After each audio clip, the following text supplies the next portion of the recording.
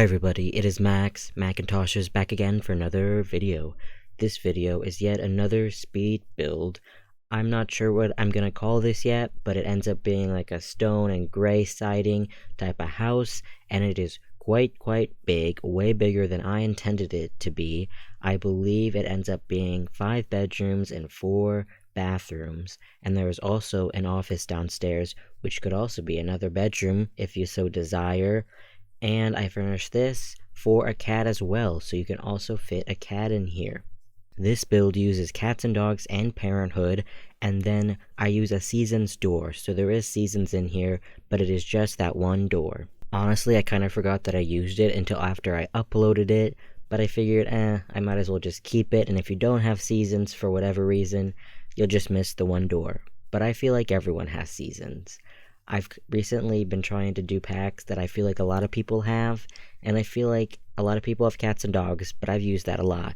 But I'm going to start using Parenthood a lot more in these limited pack series builds, because I feel like everyone has Parenthood as well. I don't know why I haven't used it more in this limited pack series, because I really love Parenthood.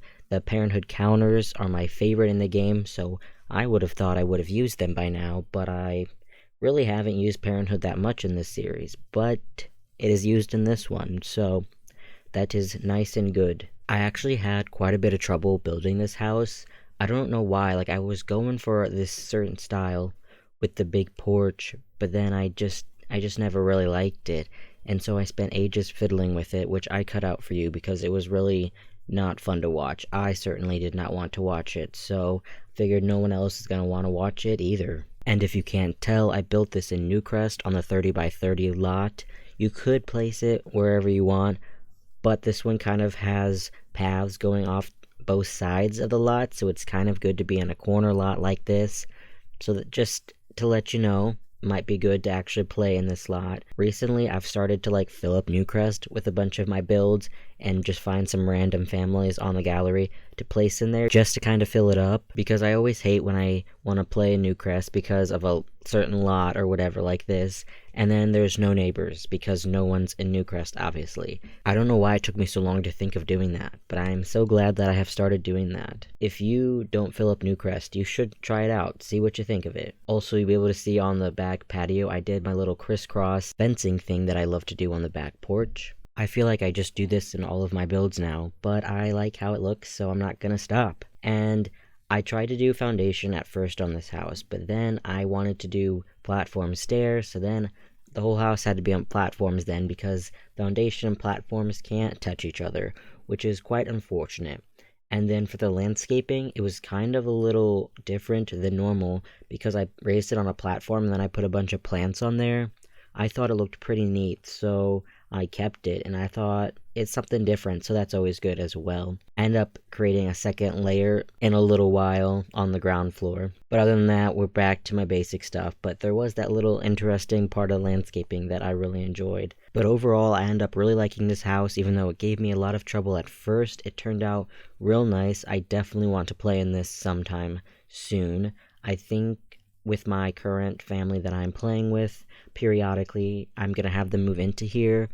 They are a paranormal family that I started playing to check out the paranormal pack, and then I moved them into a haunted house that I built a few videos ago. I can't remember when now, but I will link it in the card, most likely, if I remember. But anyways, yeah, they were living in that haunted house that I built, but I think I'm going to move them into here. I think that might be fun. And you'll be able to see that I left a lot of my floor plan fiddling in the video. I just figured people probably want to see how I do floor plans, and there really wasn't like a time crunch that I was going for. This video is only slightly under 20 minutes, so I figured I could save a couple minutes of floor plan footage to show everyone for once, because I feel like I cut it out a lot of the time because I take forever or it's just boring, and that's the one thing that gets cut most of the time. And also you can see with the floor plan that I'm doing that with platforms, it's so weird when you use walls to create rooms. It like messes with the levels of the platform. So if you place a fence instead, it doesn't do that, and then you can replace the fence with a wall and it doesn't mess with the platform stuff at all. I don't know why that glitch exists. I wish it would not, but that is a workaround, and that is why I was doing it with the fence at first, if you thought that was weird. I do have a rhyme and reason to why I was doing it like that. But yeah, anyways, we jumped into the floor plan just to give myself a break from the outside because I didn't want to paint it. I just wanted to avoid that and put it off as far as possible. And then after I do the floor plan, I came back outside to finish it up, which you'll, see right now. And we have a little side yard or whatever here because I feel like you always need a little fenced-in yard.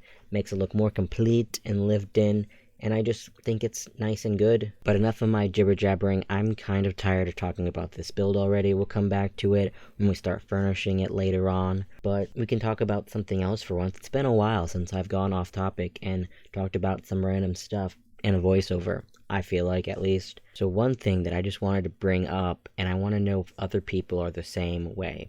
So, like, when you play The Sims, I'm assuming a lot of people have a lot of saves, or they end up in a lot of saves and kind of have to tone it down after a while.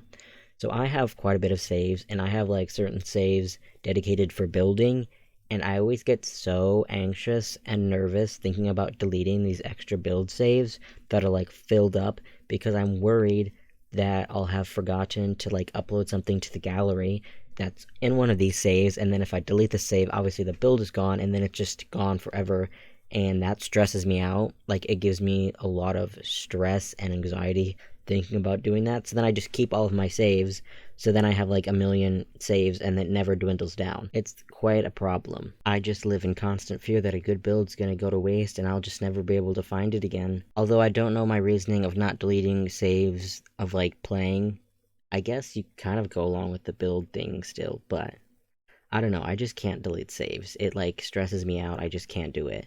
So what about you? Can you delete saves?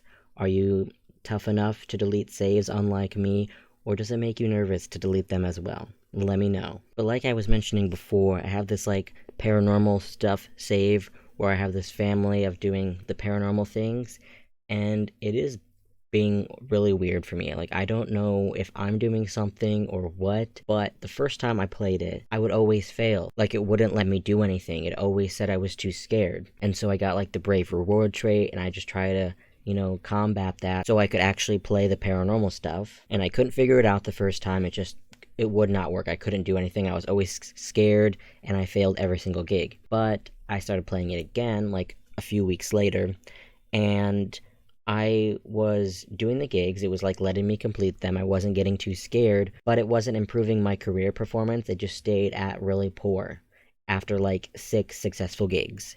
And I don't know what the issue is. So then I just cheated my career performance up because I was like, I'm actually doing good. Like, I'm not cheating. I'm just fixing what the game is not doing for me. And it just would not. It was being super weird. I don't understand what was going on. And I was like enjoying it, but I was like getting frustrated that it wasn't improving my career performance at all by doing all these successful gigs. So then I just kind of stopped going, and I just sent her alone. But then if I sent her alone, she would always quit the gig while she's there because she was so scared. So everything is just going terribly, and I don't know what the issue is. Like, the gameplay of it is fun. Like, I'm not getting bored of like the repetition of it. Like, I don't know, I don't get bored. I think it's fun going to all the investigations, but it's less fun when I don't get any reward for it. You know what I mean? So hopefully my game just figures it out. It might just be a me thing. My computer is kind of wank. It just doesn't always work the best.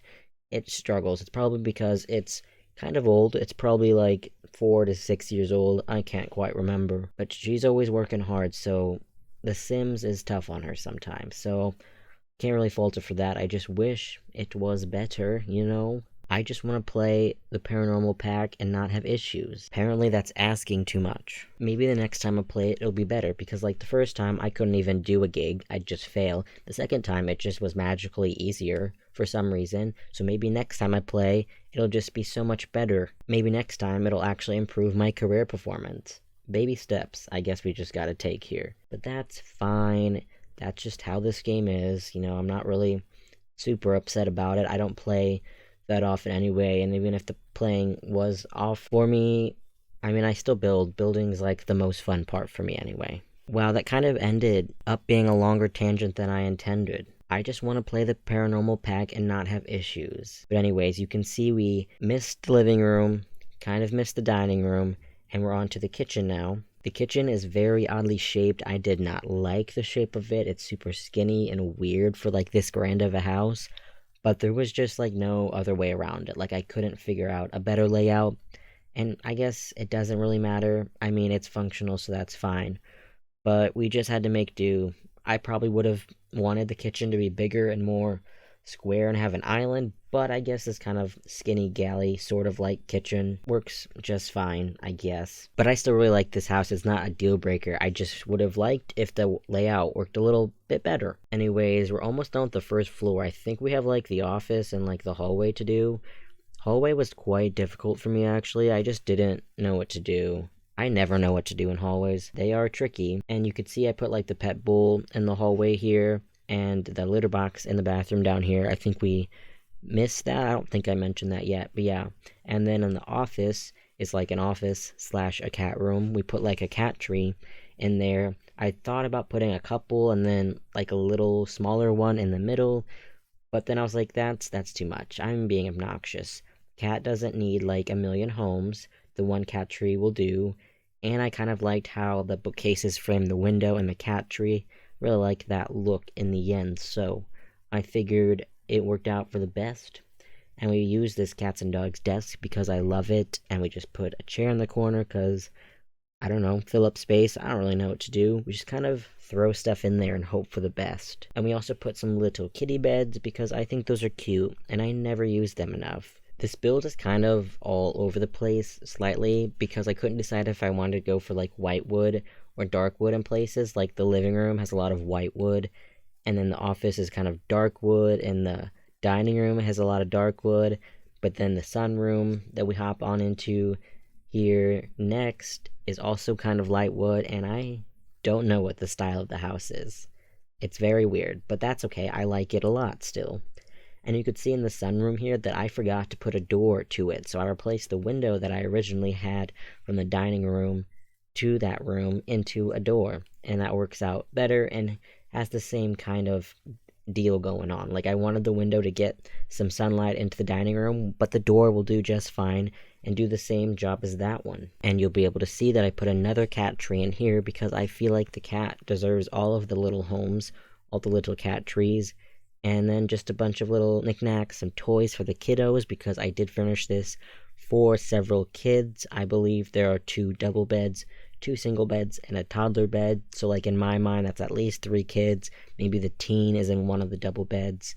And obviously the parents would have the other double bed. I really don't know how this house ended up with so many bedrooms because I feel like this house is the size of most of my houses, but most of my houses have like 3 bedrooms, maybe 4, but like it's been a while since I've made a 5-bedroom house.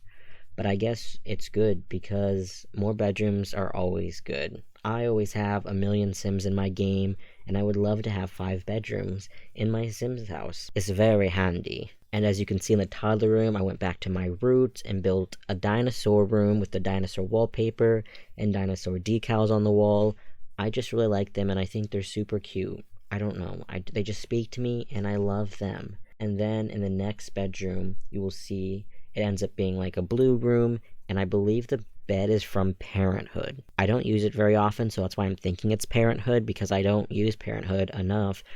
But I love this bed. I think the swatches are super fun and colorful, and I think there's like a space one that I really like, and there's like a bright pink flowery one that we'll use in another bedroom. And there's like a couple like yellow one. I don't know. There's a bunch of nice swatches. I really like that bed. It's super good and nice. And I use this matching Parenthood dresser, which I also really like, but don't use enough. So I will try to make a note in my brain to use it more. And we have a computer in here just because we have space. And you could see we had an art easel in that room, but we decided to swap it out for a kid's drawing table instead, and we put the easel in the parents' bedroom because I just decided that that room was for a child, and they don't need an art easel. They have the drawing table, which will do just fine. And then we hop into this next room here, which is like a blue double bedroom, which I figured would probably be for a teen or maybe another adult in the house, grandma, older adult cousin or brother, something, whatever floats your boat. And we put some musical instruments in there because there was space and we love a good musical instrument in The Sims 4. And I believe the wallpaper is from Parenthood as well, which I really like, and we use the same one in this last kid's room, which is also very nice. I like the pink swatch. I think it's pretty. I don't know. And you can see we use that Parenthood bed from the other room in a different swatch here. And we just kind of made it bright and beautiful and pretty. And I really like it. I kind of use a lot of the same furniture in all the rooms, but just in different swatches. It's just because they're very nice. And maybe there was a deal like buy two for the price of one or something like that. I don't know. Making things up now. But the pink is very bright and nice, and I enjoy it a lot. And then for the final bedroom is the parents' bedroom, using one of my favorite beds from Cats and Dogs, and just a bunch of your normal stuff, some chairs, a dresser. We'll move the art easel in soon that I mentioned before, and that's about it. A pretty standard bedroom. But I think we're coming up to the end of the video now. Thank you so much for watching. I hope you enjoyed. If not, well, thanks for watching anyway. If you did enjoy this video, please leave a like, comment something down below, and subscribe for more videos like this. I will see you all in my next video, for whatever that might be. Bye.